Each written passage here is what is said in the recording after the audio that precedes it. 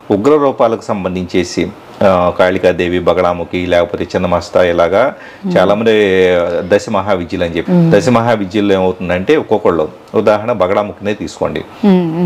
బగళాముఖి శత్రువులను సంహరిస్తుంది అని అంటారు పీపుల్. శత్రువులను సంహరించడం అంటే పీపుల్ ఎలా అర్థం చేసుకుంటారంటే కనుక ఓకే బగళాముఖికి సాధన చేసి నా శత్రువుని చంపేద్దాం అంటారు. అంటే లేకపోతే వాళ్ళకి ఏదో హాని జరగాలి చేయాలా చేద్దామని చేస్తారు.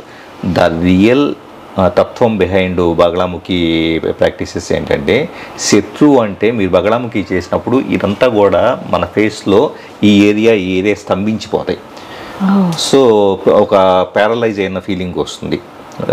ఆ ప్రాక్టీసెస్లో ఎవరైనా విట్నెస్ చేయొచ్చు. బగళాముఖి మంత్రం కరెక్ట్గా పఠిస్తే కనుక అదేం చేస్తుందంటే ఈ ఏరియా తాడై చక్ర ఏరియా ప్లస్ ఈ ఏరియా అంటే మాటకు సంబంధించి దాంట్లో ముఖం, పాదం అని చెప్పేసి ఇలాంటి కొన్ని ఇవి ఉంటాయి.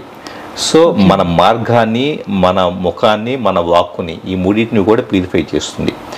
చేసినప్పుడు ఏమవుతుందంటే శత్రువు అంటే ఎవరో నా ఇంటర్నల్గా నాకుండే కోపమో దుఃఖంతోనో నా కోపంతో నేను నోటితో ఏం చేస్తానంటే మిమ్మల్ని తిడుతున్నాను. సో నా శత్రువు ఎవరో నా కోపం. సో శత్రువుని ప్యారలైజ్ చేస్తుంది. ఫేస్ నుంచి ఎక్స్ప్రెషన్ దగ్గర నుంచి లోపల కోపం అనేది రాకుండా మాటను కంట్రోల్ అదుపులో పెట్టడం ద్వారా, థ్రోట్ చక్రాన్ని కంట్రోల్లో పెట్టడం ద్వారా మాట చాలా పద్ధతిగా ఉండేలాగా, కంట్రోల్గా ఉండేలాగా మన లోపల ఉండే శత్రువుని కంట్రోల్లో పెడుతుంది.